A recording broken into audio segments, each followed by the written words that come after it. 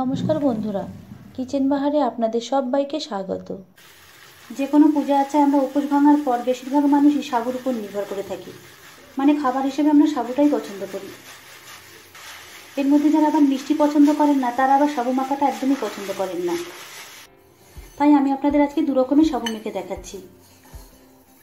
তাই যারা মিষ্টি পছন্দ করেন না, তারাও যেমন উপোস ভেঙে সাবু মেখে খেতে পারবেন, আর যারা মিষ্টি পছন্দ করেন তাদের তো কোনো অসুবিধাই হবে না।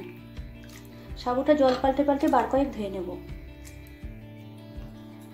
সাবুটা জল বদলে বদলে কয়েকবার ধুয়ে নেওয়ার পর খুব অল্প পরিমাণে জল দিয়ে ভিজিয়ে রাখতে হবে। এখন এই সাবুটা ঘন্টা তিনেকের জন্য ভিজতে দেব। 3 ঘন্টা পর দেখুন সাবুটা ফুলে ডাবল সাইজের হয়ে গেছে। সাবুটা দেখুন খুব ভালোভাবে ভিজে গেছে। দেখুন বেশ নরম হয়েছে। সাবু মাখার জন্য 4টি কাঁঠালি কলা খোসা ছাড়িয়ে নিয়েছি। এখন এতে দিয়ে দিচ্ছি 1 কাপ নারকেল কোড়া। এবার নারকেল আর কলাটা খুব ভালোভাবে মেখে নেব।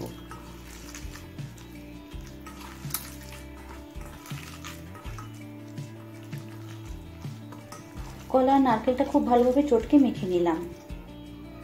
এখন 1 কাপ পরিমাণ দিচ্ছি লিকুইড দুধ। 4 টেবিল চামচ দিচ্ছি পাউডার দুধ। আর দিচ্ছি কয়েকটা বাতাসা, আপনারা চিনিও দিতে পারেন। 2টো দিচ্ছি কালাকাঁদ সন্দেশ। এবারে সবকিছু আরও একবার একসাথে মেখে নেব।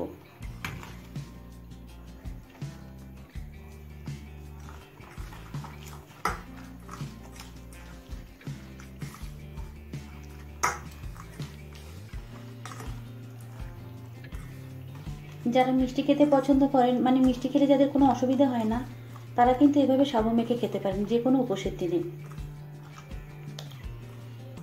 সব কিছু মাখা হয়ে গেছে। এখন কিছুটা পরিমাণ সাবু দিয়ে দিচ্ছি।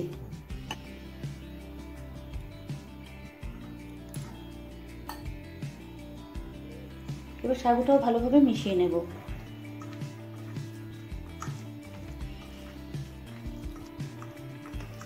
সাবুটা ভালোভাবে মেশানো হয়ে গেছে।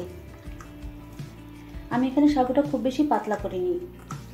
আপনারা চাইলে লিকুইড দুধ দিয়ে এটাকে আরেকটু পাতলা করে মাখতে পারেন। এখন এতে কিছু ফল এড করে দিচ্ছি।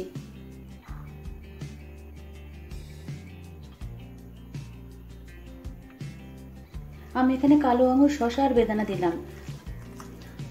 আপনারা আপনাদের পছন্দ মতো যে কোনো ফলের ব্যবহার করতে পারেন।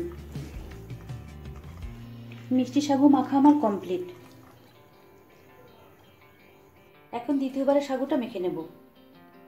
প্রথমে দিচ্ছি 1/2 চামচের থেকে একটু বেশি সৈন্ধব লবণ। কাঁচা পাকা লঙ্কা কুচি দিচ্ছি 2টো। ঝালটা আপনারা আপনাদের ইচ্ছে অনুযায়ী দেবেন।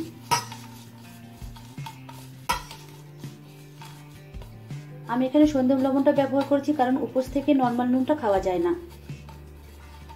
নুন লঙ্কাটা ভালোভাবে মেখে নিয়েছি। এবার পরিমাণ মতো সাবু দিয়ে দিচ্ছি। আর 1 চামচের মতো দিচ্ছি গন্ধরাজ লেবুর রস।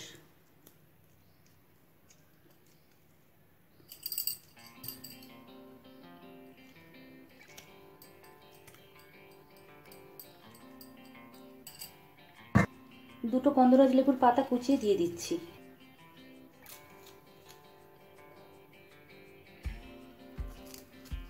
আপনারা গন্ধরাজ লেবুর পরিবর্তে পাতিলেবুও ব্যবহার করতে পারেন, তবে গন্ধরাজ লেবুটা দিলে গন্ধটা খুব ভালো হয়। আর দিচ্ছি ছোট্ট সাইজের একটা শসা কুচি।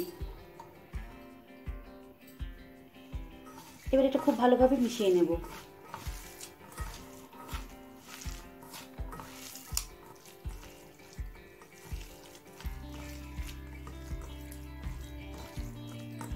সাবুটা ভালোভাবে মেখে নিলাম। অল্প পরিমাণে কয়েকটা বেদানা দিয়ে দিচ্ছি।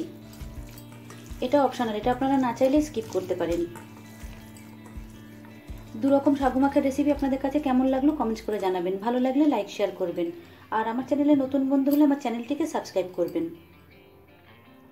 আজকের মতো এই পর্যন্ত। আবারও দেখাবে নতুন কোনো রেসিপি নিয়ে। সকলে ভালো থাকবেন, সুস্থ থাকবেন।